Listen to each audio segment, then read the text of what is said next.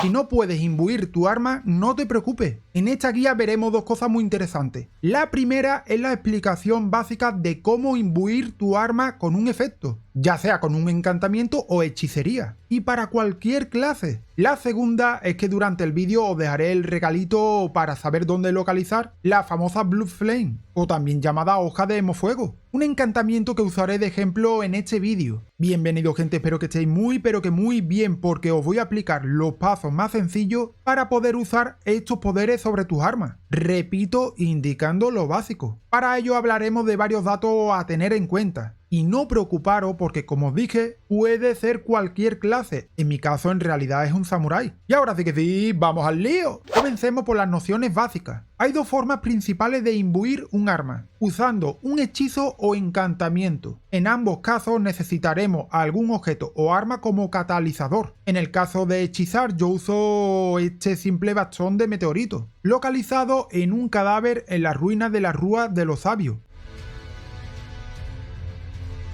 Y en el caso de los encantamientos uso un sello, que te lo vende este personaje de la mesa por ejemplo. Ya tenemos los dos para el ejemplo que os pondré, ya ustedes cogéis el que queráis. Y recuerda que los catalizadores aquí la usaremos siempre en tu mano izquierda y el arma en la derecha. Vamos con lo siguiente, memorizar hechizos o encantamientos, o ambas. Para ello, en un lugar de gracia vamos a incluir lo que necesitemos. En mi caso tengo una hechicería para mi arma llamada Armamento de Erudito, y también un encantamiento Blood Flame. Ambas me van a imbuir mis armas. Importante, debes cumplir el requisito de los atributos necesarios tanto para el tipo de magia como también para los catalizadores, si no, no funcionaría.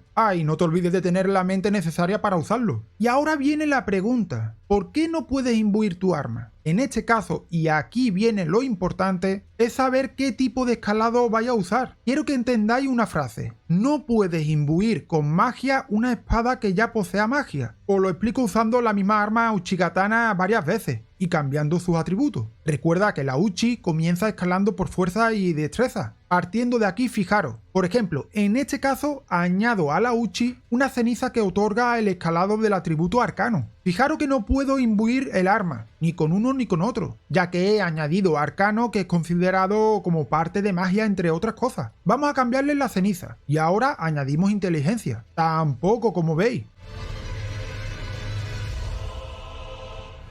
Y ahora con ceniza que añade fe en escalado. Tampoco.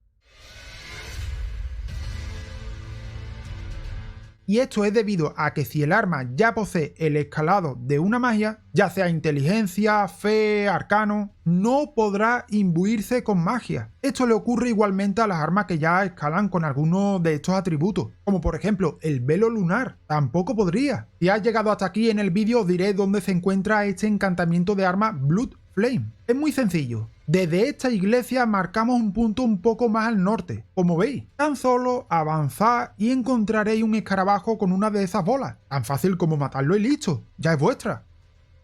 Y ahora vamos a conseguir imbuir nuestra arma. Para ello debemos tener un arma que no posea magia, que no tenga los escalados ni de inteligencia, ni de fe, ni de arcano. Y os digo que las cenizas de guerra también pueden servir, pero escogiendo el tipo adecuado. Por ejemplo, como en este caso. Este sería de tipo afinidad-calidad. Solo otorga fuerza y destreza, como veis. Nada de magia. Ahora mirad, si quiero la Blood Flame, uso el sello. Pulso L1 y ¡voilá! Aquí tenéis el arma imbuida. Y ahora con el hechizo. Cambio al bastón y toma ya, ahora sí. Podemos imbuirla a nuestro gusto. Esto mismo ocurre con las armas que no escalan con nada de magia, ni con inteligencia, ni fe, ni arcano. Por ejemplo, uso mi Nagakiba. Y mirad, una pasada, ¿eh? Pues hasta aquí las nociones básicas para imbuir de poder tu arma. Espero que no se me escape nada importante y si es así, pues déjamelo en los comentarios. Y repito, es una explicación de la base para imbuir. Espero que te haya gustado y nos vemos en otro vídeo. ¡Chao!